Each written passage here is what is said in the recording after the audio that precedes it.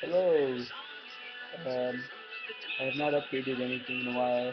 I skipped a few chapters because I wasn't on my computer to record, so I am now on chapter 26, page 204. 204. So chapter 25 ended with Grant getting in a fight with some block builder construction worker guys at the Rainbow. They were talking about Jeff, and he got mad, so he walked up to them. And he's all like, "Shut up, man!" And he like punched him in the face, and then all this stuff happened. So this is what happens after the fight. Chapter 26. What happened? Claiborne knocked you out? Why did Claiborne knock me out?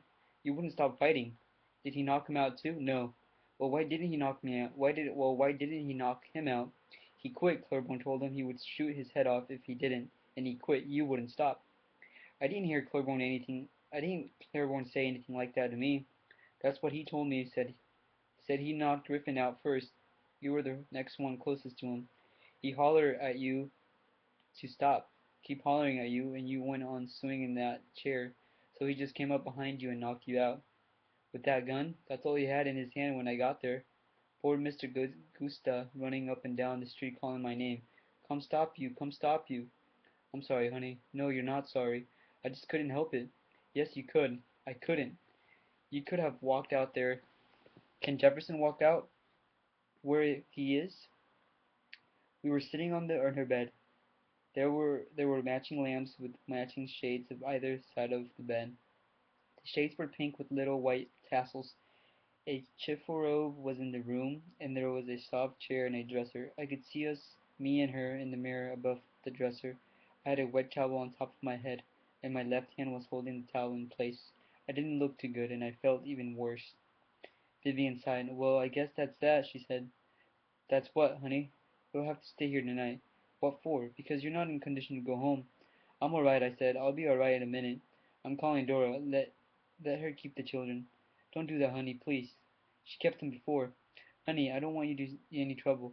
Well, you should have thought about that at the Rainbow Club, she said. They were talking about Jefferson, honey. What would you have done? I would have walked out there. No, you would not. You would have said something. Maybe that's what you should have done instead of swinging that chair. Vivian, what about your marriage? What about the school? All they can do is fire me. Maybe they'll take the children, but you weren't thinking about that, she said. Wait, what happened? Maybe that. Okay, wait, what?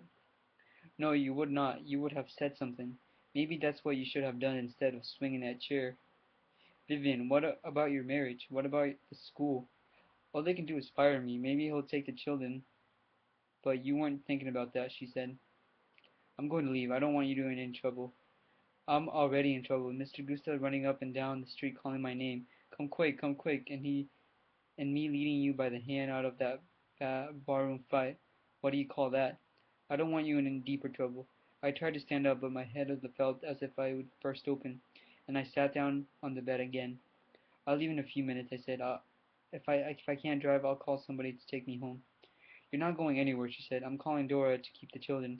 I have some red beans and rice back there. Couple of fried pork chops. I'm not hungry, I said. Well, I am. Don't be mad, honey. I'm not mad, just disgusted. I had to do it, honey. I had to. I just couldn't take it anymore. That's how you all get yourselves killed. I didn't start it. Maybe you didn't, but you were ready. It's been all that other stuff, the jail, the preacher, all of that. She got up from the bed. I'm going to warm the food, she said. I'll be in the kitchen. Don't be mad, honey, please. She didn't answer. She didn't answer. She went into the living room, and I heard her on the telephone speaking to Dora. Then I heard her hang up the telephone and go into the kitchen. I sat on the bed with my head bowed and my left hand holding the towel in place.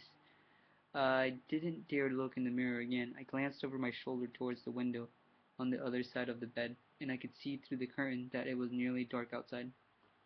I got up from the bed and went through the living room and back into the kitchen. I could smell the red beans warming on the stove. I couldn't smell the rice. You don't smell rice unless it's burning. And I didn't smell the pork chops either. Vivian was at the sink making a salad. I went up to her and put my right arm around her waist while my left hand held the towel on my head. What are you doing, honey? She knew I could see what she was doing, so she didn't answer me. Still mad, huh? I'm not mad. You still love me? She didn't answer. I kissed her on the jaw. She went on making the salad. Do you want to know what happened today, honey? I already know what happened today, she said. At the jail, I mean. She went on with her salad. Now she was slicing up cucumber to add to the lettuce and tomato. It went well today, honey. It went very well.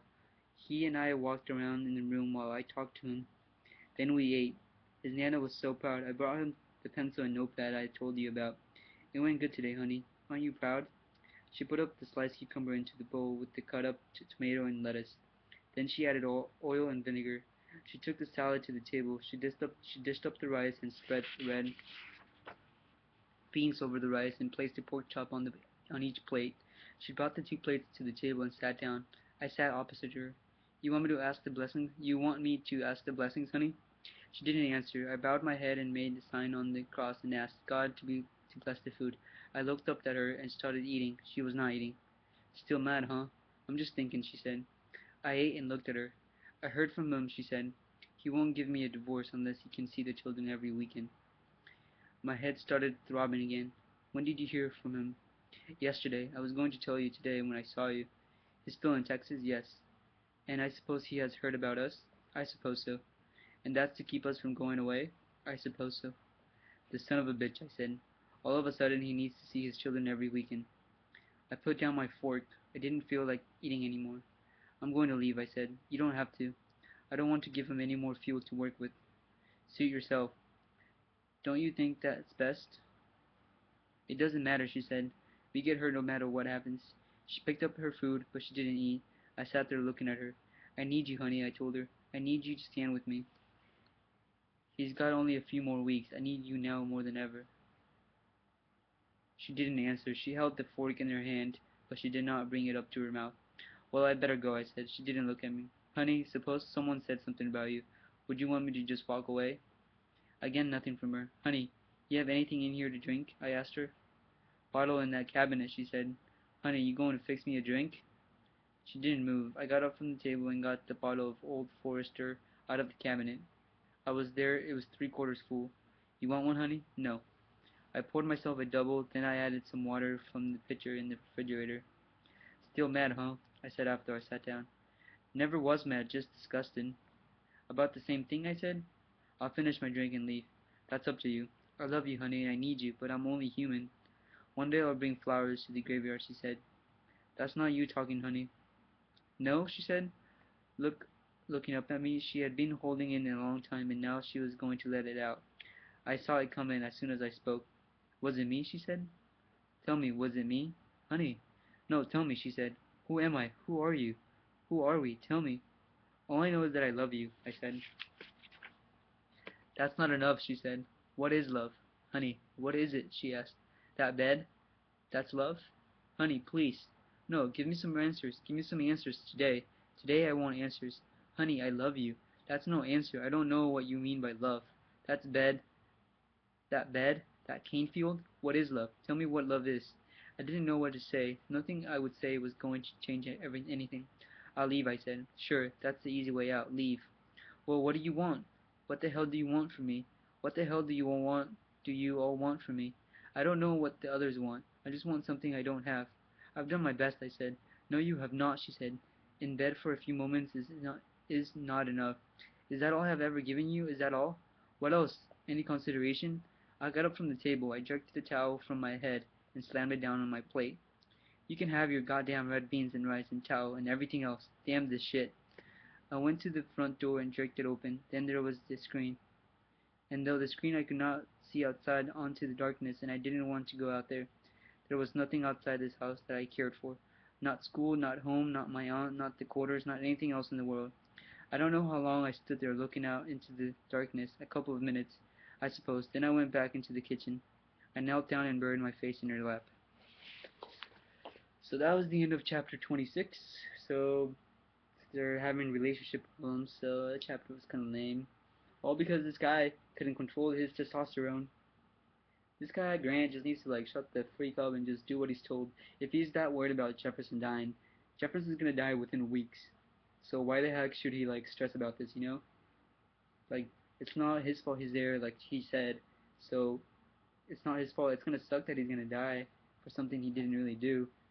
But what can he do? Like all he can do is do what he's told and just shut up. And I love Vivian. She's got such a great girl, but he just doesn't see it.